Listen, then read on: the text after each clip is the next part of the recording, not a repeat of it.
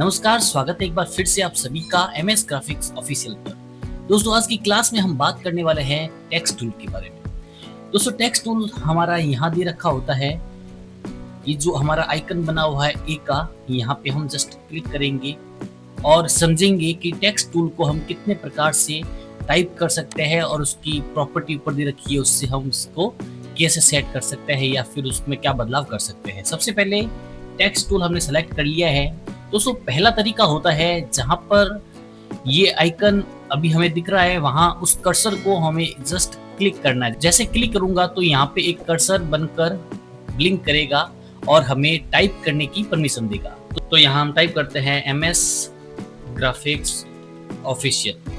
इसे टाइप करने के बाद दोस्तों जैसे हम इसे यहाँ से इसका साइज जैसे कॉर्नर दे रखे हैं तो हम यहाँ से इसको इंक्रीज भी कर सकते हैं और डिक्रीज भी कर सकते हैं। इसके बाद में दोस्तों सबसे पहले हम देखते हैं इसकी प्रॉपर्टी के बारे में। दोस्तों यहाँ से जैसे ही हम टाइप करते हैं, टाइप करने के बाद में यहाँ से हम इसकी प्रॉपर्टी देखते हैं तो हम यहाँ से इसको फॉन्ट स्टाइल हम चेंज कर सकते हैं। हम अगर हिंदी में टाइप करना चाहते हैं तो यहाँ से हिंदी फॉन्ट सेलेक्ट कर सकते हैं और इंग्लिश में हम यहाँ से काफ़ी सारे ऑप्शन दे रखे होते हैं फॉन्ट के, वो यहाँ से हम चेंज कर सकते हैं। जैसे मैं यहाँ से फॉन्ट सेलेक्ट करता हूँ तो यहाँ ये फॉन्ट सेलेक्ट हो गया है। इसके बाद में दोस्तों हम यहाँ से अपने रेगुलर फॉन्ट को सिलेक्ट करते हैं, जिससे हम यहाँ पे एरियल फॉन्ट को सिलेक्ट करते हैं और अपने अगले ऑप्शन को समझते हैं। तो दोस्तों हम इसे सेलेक्ट करते हैं। सेलेक्ट करने के बाद में अगला ऑप्शन दे रखा है बोल्ड का। आप अपने टेक्स्ट की हेडिंग या मेन लाइन को बोल्ड करना चाहते हैं तो आप जस्ट इसे सेलेक्ट करेंगे। सेलेक्ट करने के बाद में इसे यहाँ से बोल्ड कर सकते हैं, तो आप यहाँ से इसको बोल्ड भी कर सकते हैं। दोस्तों अगर आप किसी पर्टिकुलर मेन कोई एक या दो वर्ड को या एक सेंटेंस के किसी एक भाग को बोल्ड करना चाहते हैं तो जस्ट आप इसे ऐसे सेलेक्ट करें और यहाँ से आके आप उसको बोल्ड कर सकते हैं। इसके बाद में दोस्तों अगला टूल देखते हैं, इटैलिक हो जाता है अपने यहाँ से। अगर हम हमारे टेक्स्ट को सेलेक्ट करते हुए इससे अप्लाई करेंगे तो ये यहाँ से इटैलिक हो गया है। कंट्रोल जेड करते हैं। कंट्रोल जेड करने के बाद में जैसे मैं सिर्फ इससे ऑफिशियल को सिलेक्ट करता हूँ और इटैलिक करता हूँ तो सिर्फ एक भाग यहाँ से इसका इटैलिक हुआ है। तो दोस्तों आप अपने हिसाब से जिस वर्ड को इटैलिक बोल्ड करना चाहते हैं वो आप पर्टिकुलर सेलेक्ट करके भी कर सकते हैं।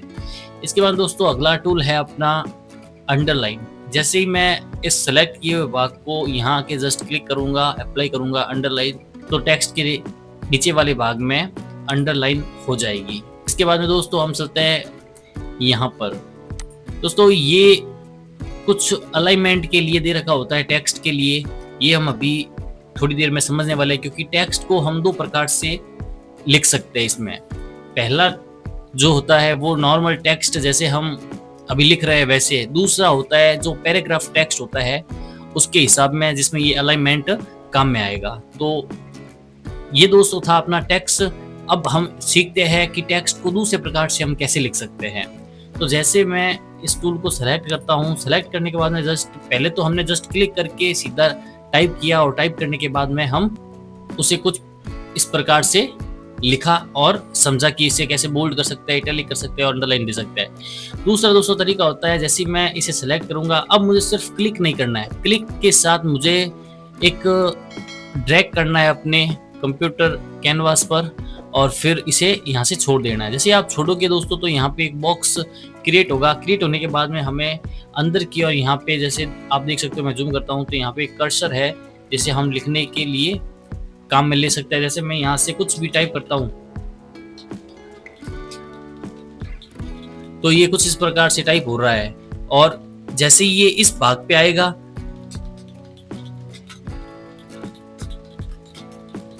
जैसे ये यहाँ खत्म होगा तो ये ऑटोमेटिक एंटर नहीं दबाना पड़ेगा। ये होता है दोस्तों पैराग्राफ टेक्स्ट स्टाइल, जो हमें न्यूज़पेपर ऐड होता है उसको या फिर हमें कोई बुक प्रिंट करवानी है तो बुक में जो डिजाइनिंग की जाती है उसके लिए इस फॉर्मेट को यूज किया जाता है। और जो भी मैगजीन वगैरह होती है आपको अगर देखेंगे तो टेक्स्ट का स्टाइल इसी फॉर्मेट में उसमें टाइप किया जाता है और सारे अलाइनमेंट उसी के हिसाब से किया जाता है। जैसे अब हम अगले अपने टूल को समझते हैं इस स्टाइल से। जैसे मैं यहाँ से इसे सेलेक्ट करता हूँ दोस्तों, सेलेक्ट करने के बाद में हम इसे जैसे यहाँ पे सेलेक्ट करने के बाद दोस्तों हम यहाँ पे आएंगे। अभी ये नन है, अभी अगर मैं लेफ्ट करूंगा इसे तो ये अभी तो ये जस्ट लेफ्ट में ही है। उसके बाद में जैसे ही मैं सेंटर करूंगा तो इसमें कुछ बदलाव आया है, ये पूरा सेंटर हो गया है, जो इसका अलाइन है वो सेंटर हो गया है। उसके बाद में दोस्तों अगर मैं राइट पे क्लिक करूंगा तो ये इसका अलाइनमेंट राइट पे हो गया है। तो अगर ये फुल जस्टिफाई करेंगे तो दोस्तों इसके बीच में जो गैप है उसको मेंटेन करते हुए पूरी लाइन को अलाइन करेगा। और इसको भी दोस्तों समझता है, ये है फोर्स जस्टिफाई। जिसे अगर हम कुछ ज़्यादा मैटर टाइप करते हैं और उसके बाद में जैसे अलाइन करना है तो उस प्रकार से इस ऑप्शन के द्वारा हम इसे टाइप कर सकते हैं। और अपने टेक्स्ट के जैसे मैंने ये सिलेक्ट करके और यहाँ पे ये किया तो ये देखिए दोस्तों पूरा लाइन अलाइन कर दिया है, तीनों की तीनों लाइन। तो दोस्तों ये अलाइनमेंट के लिए काम में आता है।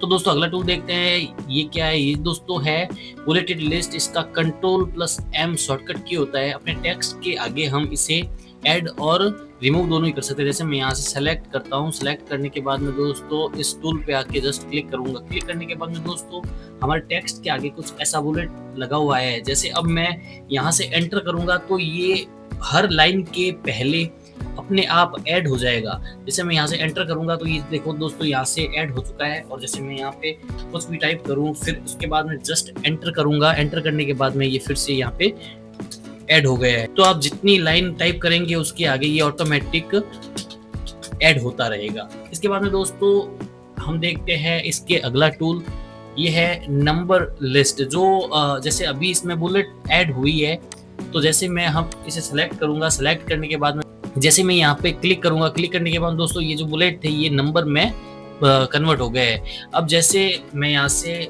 सबसे पहली लाइन टाइप करता हूँ, उसके बाद जस्ट एंटर करूंगा तो सेकंड नंबर, फिर थर्ड नंबर, फिर 4 नंबर, फिर 5 नंबर, ऐसे ये अपने नंबर ऐड होते रहेंगे अपनी हर लाइन के पहले। और तो दोस्तों ये टूल था जो अपने टेक्स्ट के आगे हर लाइन के नंबर को मेंशन करे। इसके बाद में दोस्तों अगला ऑप्शन है अपना ड्रॉप कैप। तो आइए इसे समझते हैं। जैसे मैं यहाँ से टाइप करता हूँ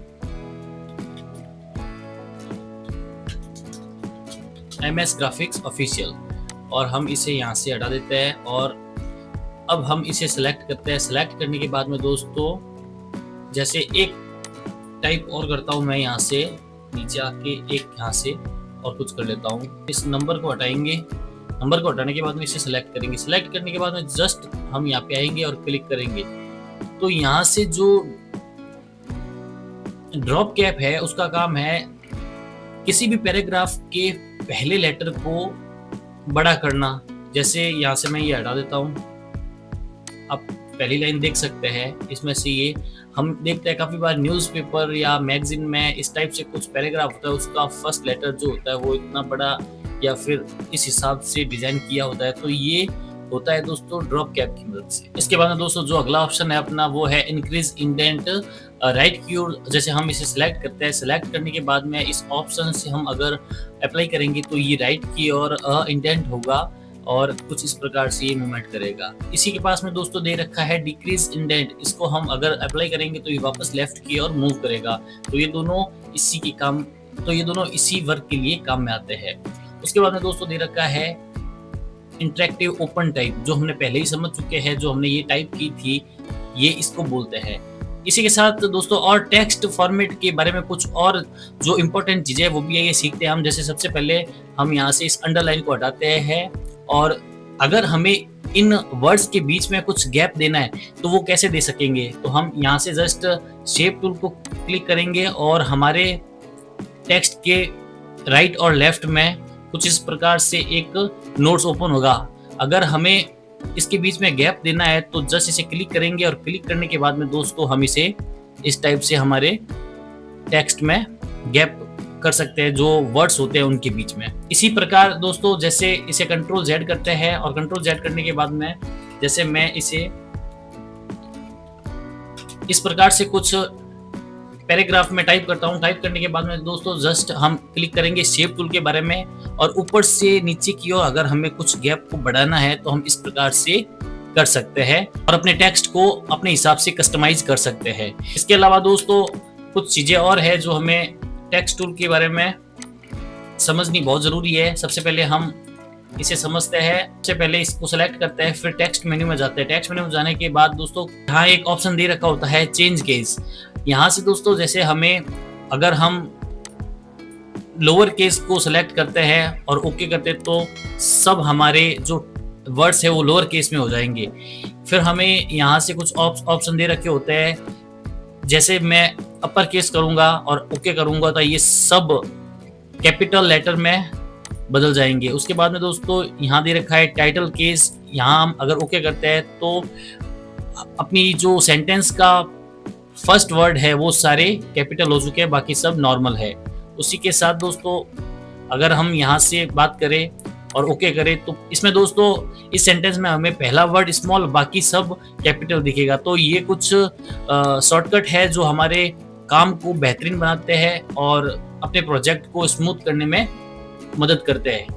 इसी के साथ दोस्तों हम इसे नॉर्मल करते हैं। नॉर्मल करने के बाद में दोस्तों जैसे मैं इसे नॉर्मल करता हूँ और हम इसमें समझते हैं कुछ और इम्पोर्टेंट बातें। जैसे मैं इसे सेलेक्ट करूँगा, सेलेक्ट करने के बाद में दोस्तों F12 प्रेस करूँगा अपने कीबोर्ड से और करूँगा तो दोस्तों कुछ इस प्रकार से हमें हमारा कोई डायलॉग बॉक्स ओपन होगा और उसमें हम अपने जो टेक्स्ट है उसकी आउटलाइन को बढ़ा सकते हैं, घटा सकते हैं, उसके कॉर्नर को स्मूथ कर सकते हैं और उसमें और भी कुछ बदलाव कर सकते हैं। ये सीखते हैं। सबसे पहले मैं इसे सिलेक्ट करूंगा। सिलेक्ट करने के बाद में दोस्तों जैसे सबसे पहले हम यहाँ से इसके कलर को चेंज करते हैं, इसके कलर को रेड करते हैं। रेड करने के बाद में F12 दबाते हैं। 12 दबाने के बाद में दोस्तों हम यहाँ से इसकी आउटलाइन को करेंगे 8। जैसे मैं 8 करूंगा तो दोस्तों कुछ और सेटिंग होती है उसमें करनी पड़ती है। जैसे मैं करूंगा तो ये 8 करेंगे। 8 करने के बाद में दोस्तों यहाँ से हमारे ये दो ऑप्शन दे रखे हैं बिहाइंड फिल और स्केल विद प्रोजेक्ट को हम ओके करेंगे। उसके बाद में दोस्तों कॉर्नर्स हमें इसके राउंड करने हैं, इसके कॉर्नर्स को राउंड कर देंगे। राउंड करने के बाद में कुछ इस प्रकार से ओके करेंगे तो हमारे इस टेक्स्ट में आउटलाइन को हम ऐड कर सकते हैं। दोस्तों इस आउटलाइन के कलर को हम यहाँ से भी चेंज कर सकते हैं। जैसे मैं यहाँ से आके राइट क्लिक करूंगा अपने माउस का तो कुछ इस प्रकार से ये आउटलाइन भी चेंज हो रही है। तो दोस्तों यह था अपना टेक्स्ट टूल जिसके बारे में हमने बहुत सी चीजें सीखी है।